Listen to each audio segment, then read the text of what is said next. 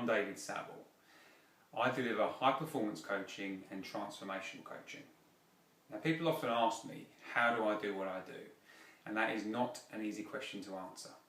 And the reason is because when people ask me the things that I've learned, such as meditation, hypnosis, NLP, new code NLP, people have their ideas of what those things are, and they sort of shut off and go, thank you, I know what that is. And they think they know what I do, but they do not. Those are understandings. All those things have helped me understand how the mind and body work and how to make changes. They have given me some fantastic tools that I've used with myself and I use with others. But they are tools. They are not the be-all and end-all. The actual thing that underpins it, for me, which I've only actually discovered recently, is my application of those things. And even before that, it's my own ability to transform. And that is what I bring to my clients and to everyone I work with. It's an internal, deep transformation. And that's what I get out of my clients, and that's what I've got out of myself. Now, going back to the way I used to be, to before I learned anything, going back to my teenage years, I had crippling social anxiety. I developed panic attacks. I was addicted to drugs. I did a lot of drugs from a very young age. From 13 years old was when I started doing drugs, and I did them for many years. But my first experience of transformation, which I didn't even appreciate, was when I was sort of 18, 19, and I made a decision to give up doing any chemical drugs and to give up smoking around the same time. I decided chemical drugs were bad, and cigarettes were bad. And cigarettes were useless because all it was smoking with no benefit. So I decided in my mind to stop all those things I've been doing for a few years and to only smoke cannabis. That was going to be the only thing I did. And in my mind at the time, which is kind of a twisted logic, I know, but I decided I'm only going to smoke cannabis because at least if I'm smoking for a reason, because it has an effect, which was beneficial, I thought, at the time. And it's not a chemical such as the other drugs I was doing at the time. So I decided to stop them, and just overnight I stopped them. And so that was my first piece of transformation, because something that had become a part of my life and I felt I needed, I had stopped. Although I did keep on with the cannabis for quite a few years after. Now, the next time that I made a transformation in my life was with these panic attacks.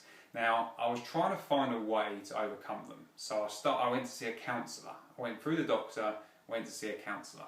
Saw a counsellor for a few months, and we talked. Each week we would talk, and it felt good to talk, to get things out in the open, to talk about the things that were most personal to me. But nothing changed. I still had the same social anxiety, I still had the panic attacks. It was just a nice thing, and then that came to an end, and I hadn't really made any difference in my life. I just had someone I could chat to for a while. And then I sought out someone who could help me. So at the time, Paul McKenna was a big name that I knew about, so I wanted to work with him, but obviously couldn't afford him because he was thousands. So I found someone who worked with him, and he trained in NLP. And so I went to see him in Knightsbridge. I went for a couple of sessions and nothing happened. I know now what he did, but it didn't work on me. Nothing worked. So anyway, I went away from there pretty disheartened, thinking this was the way it was. And I was just going to be stuck like that. This is me, this is just what I do. And I felt pretty crap. But then, over time, something came to me. I had this idea that if I could just go a few months without having a panic attack, that they would go on their own, it would just vanish. I don't know why, I just felt that was right and that would be true. So I went about doing that. I made a point of avoiding any social situation that would cause that panic attack for me.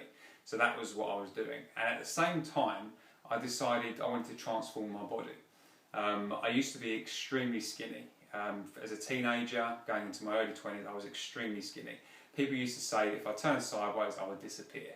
And I hated it. I hated that. It had a whole thing about my identity, I suppose, about being a strong person mentally and physically. It was interlinked for me.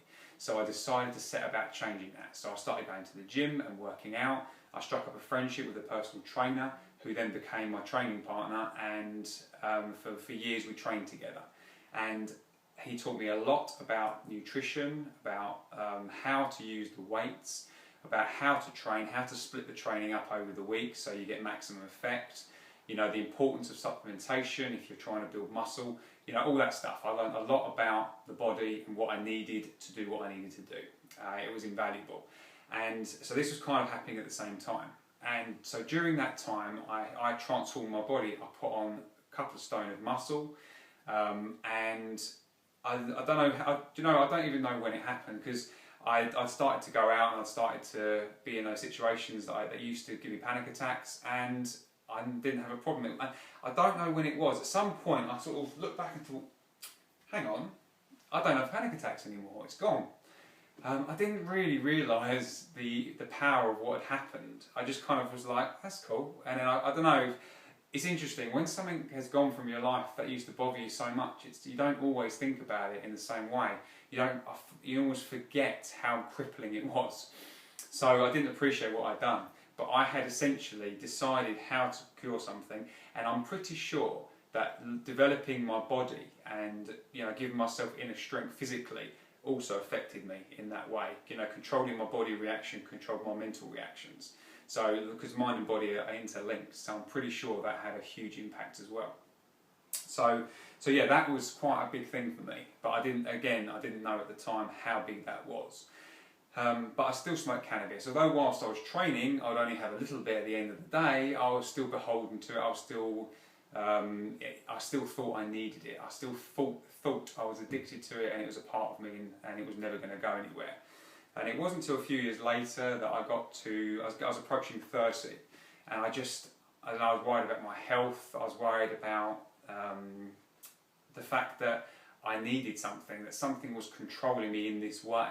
You know, whenever I go anywhere, I had to plan, how can I smoke? How can I make sure I've got enough to keep me going? It really did control my thoughts. My thoughts had to be all based around this thing. And I'd had enough, really. I just wanted to get rid of it. So I sought out different training. I read an NLP book, and I went to a training. And I immediately applied that stuff to overcoming smoking cannabis. I planned it in my mind. I used a lot of visualization. I did some stuff with it, and I stopped, and that was it. And it was really quite easy, actually. And I didn't have many cravings, and it went very fast. I was amazed how quickly and easily I overcame it, actually. So that was another time. And again, the NLP was useful. It gave me some fantastic tools to use, but it was my application of those tools that made the difference. And that is what is important for anyone I work with on any level, that they take ownership and they are making the transformation themselves. And now, as far as transformation goes, I'm continually transforming. I want my entire life to be about transformation. I don't want to get to a point where I don't have to do anything anymore, because that's boring. I want to live a life of transformation where I test my limits. I push myself beyond what I'm capable of continuously, because that to me is exciting and interesting. And so if you're interested in that kind of thing, if you want that kind of transformation for yourself, then give me a call and let's have a conversation about that. But transformational coaching is not for everyone. It really isn't, because I would challenge you. It's about pushing yourself outside of what you're comfortable with now. It's not about doing the things in the same way and just changing one thing that bothers you. It's about deep transformation. Changing you changes the reactions and your experiences of the world. So that is what transformational coaching is. You're changing your perceptions, and you're challenging your own habitual behaviours and finding new ways of doing things. And so that's why it's not for everyone. So if you want an easy ride, this is not it. Although transformation is simple, I mean, people often ask what's involved. Essentially, it's clearing out all the stuff that you're putting in your own way. I mean, a good question which I often ask is, what are you doing to keep out of your life what you want? And most people are doing a hell of a lot of stuff to keep that out. So anyway, that's transformational coaching. Now, high performance coaching is more to do with if you've got a skill or something you're good at that you want to be even better at, or something you're developing that you just want to be able to know that you can perform at your best when you need it. When the pressure's on, you need to perform. That's what high performance coaching is. So Again, you will need to take ownership of your behaviours, but there are a lot of processes we can use for that to overcome it. I mean, a key example would be, is the England football team. Okay, now everyone in the country cringes when they're watching the match when it comes to penalties, because they just expect England to lose and to miss the penalties. Now that's crazy. These guys are professional footballers. They must have taken thousands of penalties in their time and scored thousands. Why can't they do it when it matters most? Because something gets in their way. Now, with high performance coaching, we could easily run through a few processes that change those triggers, that get rid of those triggers. We might depend on the person, how ingrained those triggers are, to how often we'd have to do it to knock it out. But that is something we could do. We can knock it out and build in a habitual new behaviour of how to pay attention, because how they're paying attention is a huge part of their problem.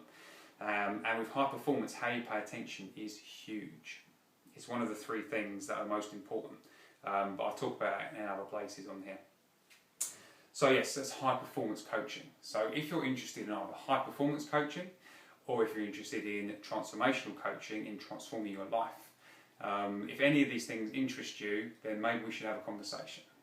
So contact me, we'll set up a conversation, make sure that you can bring high levels of your attention to that conversation, bring a pen and paper with you, make sure you can write this stuff down, because whether we go on to work together or not, there will be impactful stuff that will be delivered during that time, because there's no point having a conversation unless it has meaning, as far as I'm concerned. So during that conversation, you'll be talking about something that is most important to you. So we will be coming up with things that you can use immediately to start making a change, so we can find out what kinds of shifts we can get happening there and then. And if you apply the stuff that comes up in the conversation, it will make a difference to you. So make sure you can bring high levels of attention to that conversation. Now, people often ask me, what are your fees? They want to know straight away. The first question is, what are your fees? And it's not an easy question, because it will very much depend on how much of me they need to get what they want. So it's very important when we have that first conversation, find out where you are right now, what it is you want, what your expectations are, and then I can give you my fee, and then you can decide to accept it or not. That's up to you. So, there's no point getting into it before then, because who knows whether you'll need a small amount of my time, a lot of my time, whether you'll need a lot of the tools that I'm using, whether we'll be coaching over Skype, whether it will be done in person, whether I have to travel to see you, who knows. So there's a lot of variables there. So if any of this interests you, if you want to have that deeper conversation, give me a call, send me a message, and let's set up a powerful conversation.